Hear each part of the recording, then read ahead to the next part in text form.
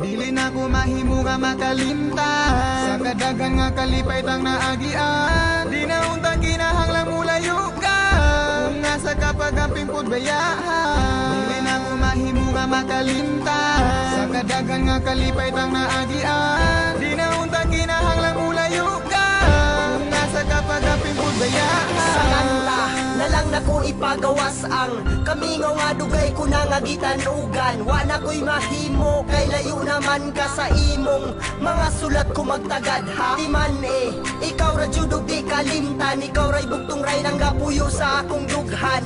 Buot ko lang ibalik ang kagahapon. Magtukot ang pamilya o di nati kapalakwon. Pero unsaon na kumilayo naman ka. Lipod ko kabuot sa imong pamilya. Ila amang kung gusto sa gawas ka manarbaho. Di man sa pagbalik mo magulan siya. Girl, I miss you girl, and I miss you girl, and I miss you, and I miss you, and I miss you girl, I miss you girl, and I miss you girl, and I miss you, and I miss you, I miss you girl. Dahil sa tribo ko kung kinabuhi ikaw lang ang tanang bitik ning aning akong dughan. Bisan unsaon dili na jud malikayan maski naaka sa layo isipon ko na lang nga naaka diri sa kong tapad. Ikaw akong uban maskin asa talupad. Gimahal ka, gimahal ko nimo bisag nasa layo ka ang masulti ko I love you, I miss you.